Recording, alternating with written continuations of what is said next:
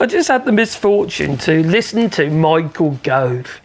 Oh my giddy aunt, these people do not have a clue what they're talking about.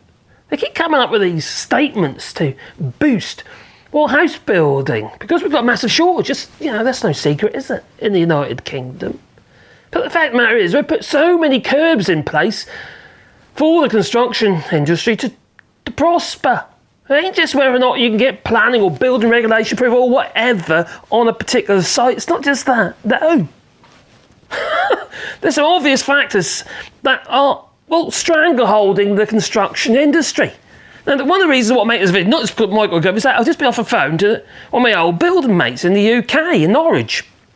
And he's got a small, I suppose a small to medium enterprise, and that. He employs about 20 people. And he's got subbies and what have you as well. So, I know, they build several houses anyway, and do extensions and loft conversions and all that sort of stuff. A bit like what we used to do, but we were a bit smaller. Now, the thing is, though, he's flipping struggling. And it ain't because he ain't got no work. He's got shitloads of work. He's got no problems there whatsoever. But he can't get flipping people. Heard that one before, haven't you? Crikey, more than once. He can't get the materials when he needs them. He goes up there and half the time they're out of flipping stock. They've been bought up by one of the big guys, such as, Persimmon or Wilgon Homes or Carter's. All the big guys, they've got the money, you see, and what they're doing is they're buying up every flipping thing and just storing it. Sticking it in containers, either on site, extra containers on site, or they're warehousing it, just so they can actually, make sure their guys are actually working continuously and they're not waiting for goods.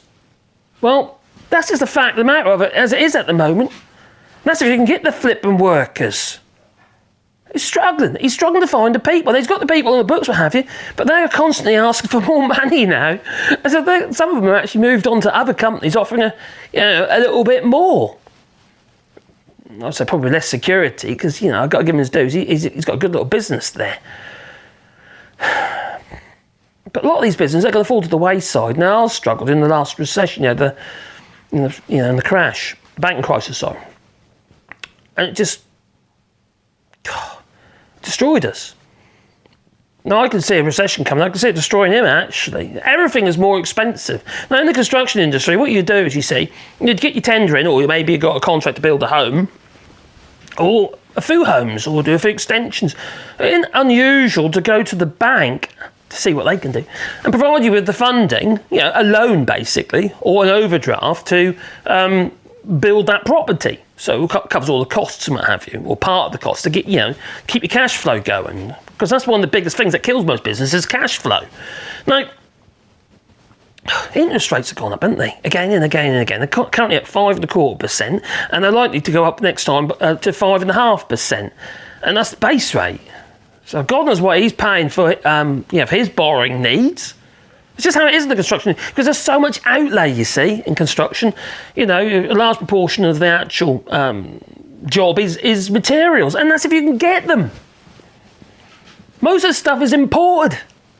We make diddly squat in the UK these days, a few bits and pieces, but most of the timber, the cement, it all comes from abroad. Generally, it comes from the EU, from Europe. It's crazy. I know. About a month ago, they said, we're going to relax the rules for visas for the construction industry.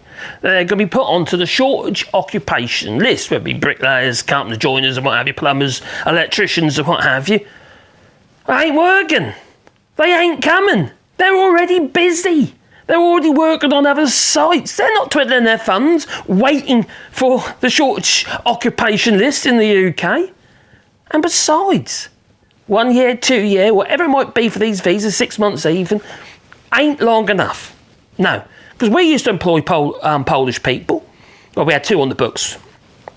And once they, took about a year to feel the ropes and what have you, at least, and even then they carried on learning, but the fact of the matter is it takes a while to learn the ropes. You see, their techniques over there are not the same as ours in the UK. They use different techniques, different building techniques, different materials. So they're fairly hand to start again. They might have the mechanical skills, but not necessarily the knowledge required to work with the materials and our building methods in the United Kingdom. It's done differently. And then you've got specialist fields in the construction industry. Well, who's going to do those ones? When you need a mason, for instance, you've got a stonemason, or, electrical systems are different in the UK than the rest of the EU. It's just everything's different. You're not going to fill the gap overnight. So these shortage occupationists is just a damp squib. That's my opinion, but it's not just my opinion, it's my mate's as well. He's really worried, and not because he ain't got the work, it's because he's worried that he's going to get penalised for not being able to get the jobs done in time. You see, there's a penalty clause. In most contracts, when you do the bigger jobs, what have you, there's a penalty clause. And he's worried that his profit could get eaten into. And then you've got the other problem. A lot of these jobs, they have 3 or 6 month. There's like a quality, a bit of a time to see what if there's something wrong with the building, and usually hold back around 6% of the last payment.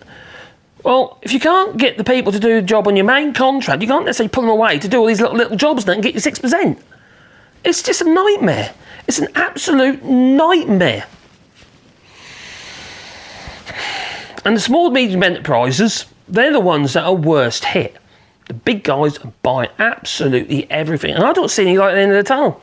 I really don't. Okay, I'm in France. It doesn't really affect me anymore. But I do worry about my mates and what have you. They're good guys, They work flipping hard for what they do. The building industry is crippling.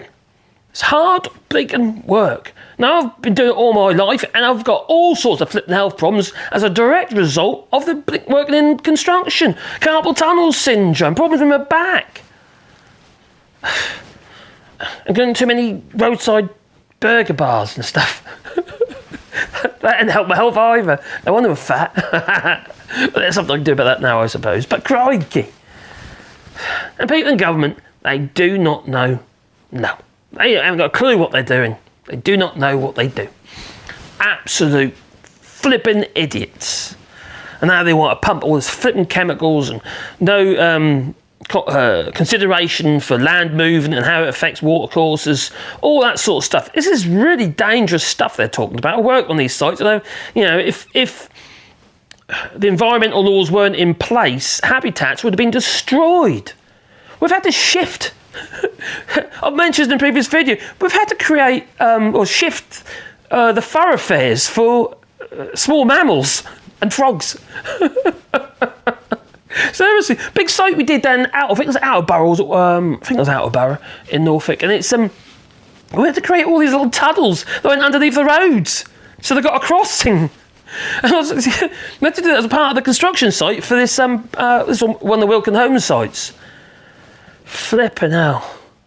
Now, I actually feel for some of these site foremans on these sites. Now, when I was doing a lot of work for Wilkin Homes as a subby, now, crikey, they used to get through site foremans for one after the flipping other they did, and the reason for that was stress. And now they've got all this big burden.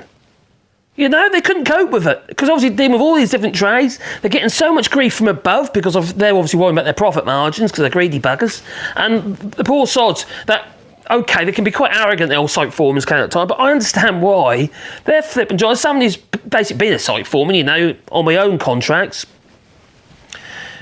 It's stressful, and they try to leave the stress at work, and it doesn't always work that way. They bring it home with them, and then you get divorced and all sorts of other problems, and then the stress goes on. One guy committed suicide that I know, and it's horrendous. The whole thing is flipping horrendous. Construction industry in the United Kingdom is flipping well buggered at the moment, and you've got to get these people out. I don't even know if Labour is the answer. I really don't. After what I've been reading or heard on the TV. That he wants to get rid of Greenbelt land to build on. That's a big no-no for me. It really is. Because we must look after the habitats. Because those little critters and creatures and what have you, they actually look after us. You might not realise it, but they do. It's all part of the ecosystem. Anyway, you tell me. Please leave it in the comments down below. Maybe you've worked in construction. Maybe you've got some similar stories. Please let us know. Let everybody know. Oh yeah, please boot the old like button. It helps the channel, you know. Maybe the little bell icon next to the subscribe once you've done that. Because then you'll get a warm fuzzy feeling in your pocket every time I upload another video. And if you want to support the channel, you can do it on Patreon or buy us a coffee, and the links are down below. And it is very much appreciated. I couldn't do this channel without your support. I really couldn't. Anyway, I better go and pick up my my son and his wife and my granddaughter and my other son from the airport. So I better go. I better run. Ta-ta.